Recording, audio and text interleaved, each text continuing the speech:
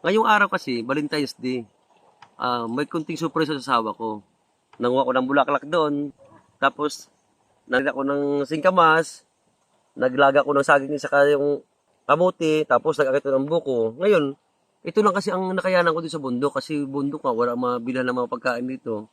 Kahit paano, sa kunting bagay lang na pinag-important ko, ipadama ko rin sa asawa ko na araw ngayon ng mga puso. Ngayon, kayaanin ko siya mamaya dito, hindi alam kung saan ako na pumunta. Kasi sabi ko, nagpaalam mo siya, alis lang ako. Sunduin ko siya sa baba, sa bahay namin doon. Takip yung mata niya, para pagdating dito, masurpresa siya. Ga, alika! Len! Bakit nga? Valentine's Day ngayon, tapos puro trabaho. Halika. Ang ginagawa mo dito? Wala, naman siya sa kwan, pagkabatan. Kung saan ang kawayan. May pakita ko sa'yo. Pero tapak mo mata mo. Ano nga yun? Basta lang. Sigurado. Ay, tapak mo yun, mata mo. wala, Tapak mo mata mo, ha? Nandito tayo sa bundok, Hindi nga. Oh. Nakita mo ko, hindi? Paano mo kita makikita? Nakatakip na yung mata ko. Ibig sabihin, Saan mo na naman ako dadalhin yan?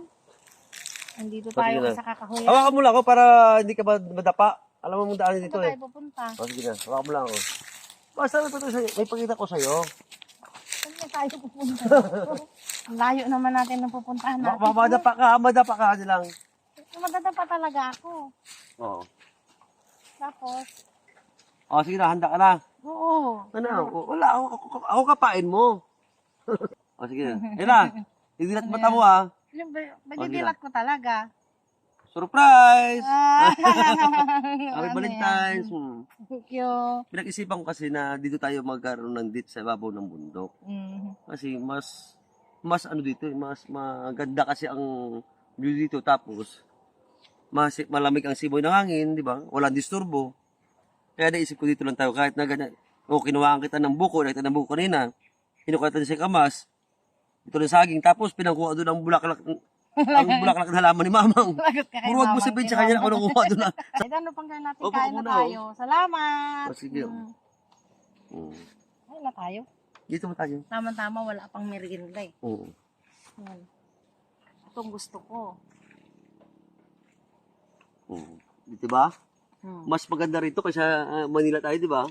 Sa Manila doon, tinapay lang. Kung ano lang naisip ko Paborito ko ito. din tong mga hinanda mo. May saging. Oh. Salamat kahit na nandito tayo sa bundok Oo. nag-effort ka pa rin na. Pag-iporta ko talaga to. Tignan mo, pinampitas ko yung bulaklak na halaman ni Mamang. Kung wag mo sabihin niya, ako nanguha yun. Sa bundok tayo. Mas celebrate natin yung Valentine's Day, tawag nila ng araw ng puso, di ba? Siyempre, ngayon lang naman na niyaya mo ako ng ganito.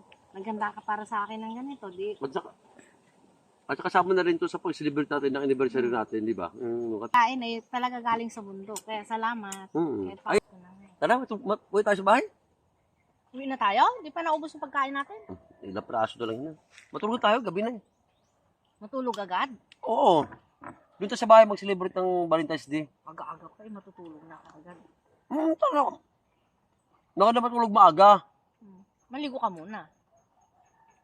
Oo, siyempre man. Valentine's Day ko, siyempre maligo talaga ako. Tara. Basta maligo ka muna, tapos tsaka tayo matulog. Okay. Tulog tayo? Maligo ka, sigurado mo maligo ka.